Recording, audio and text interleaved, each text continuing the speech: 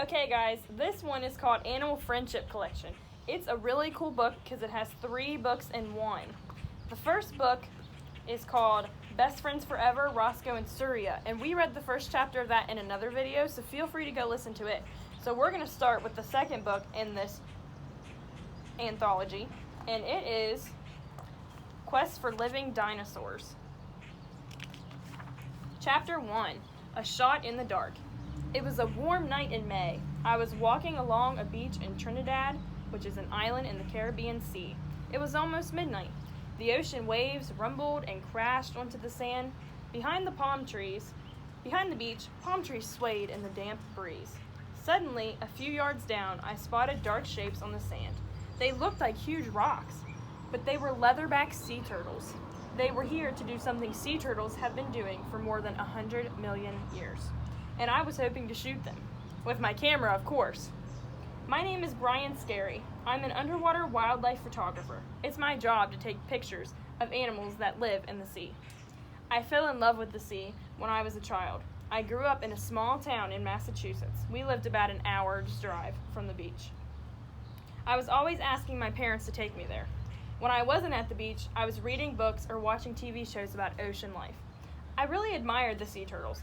It was fun to imagine gliding with them through the miles of deep blue water. When I was 15, I tried scuba diving. It was in my family's swimming pool. I was sitting in the shallow end. I had the scuba tank on my back, hoses attached to the tank that would bring air to my mouthpiece. I'll never forget putting that mouthpiece in and taking my first breath underwater. All I could think was, wow, I have discovered a whole new world. As I grew up, I practiced diving. I studied photography in college. I began taking underwater photos. Finally, I landed my dream job. I was hired to take photos for National Geographic magazine. And that's what brought me to Trinidad. I was there to photograph sea turtles for National Geographic. Sea turtles are reptiles. Like all reptiles, they breathe air. But unlike most reptiles, sea turtles don't live on land. They spend nearly their entire lives in the ocean. That's why they're called marine reptiles. 100 million years ago, dinosaurs ruled the land. At that time, many types of marine reptiles lived in the oceans. Giant, long-necked plesiosaurs and sharp-toothed ichthyosaurs swam the seas. Earth's first sea turtles swam with them. Dinosaurs died out 65 million years ago. Marine reptiles went extinct then too, all of them except for sea turtles, that is. 7 types of sea turtles are still around today. The leatherback is the largest of them all. Leatherbacks can grow to be more than 7 feet long. That's awesome. They can weigh more than 2,000 pounds. Other types of sea turtles have hard shells, not leatherback sea turtles. They have thick, leathery skin. It's what gives them their name.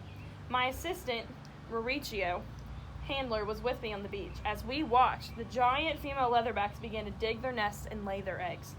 Female leatherbacks always lay their eggs on warm, sandy beaches. Usually they return to the same beach where they were born. That's pretty neat. I moved in close to one of the turtles. Leatherbacks only come out when it's dark. I knew the camera flash bulb would disturb her, so I would have to rely on the moonlight. The sea turtle found a spot she liked. She made a shallow pit in the sand with her front flippers. Once she was comfy, she dug a hole with her hind flippers. She took long, deep breaths as she dug. To me, it was a sound from the prehistoric past. She laid more than 80 round, white eggs in the hole. Then she covered them with the sand. We watched as the turtle headed back to the water. Having a chance to photograph this creature in the wild was thrilling, almost like seeing a living dinosaur. And that's the end of the first chapter, so make sure you finish this book and you start the third book in this book, which is called Lucky Leopards by Aline Alexander Newman. That was fantastic.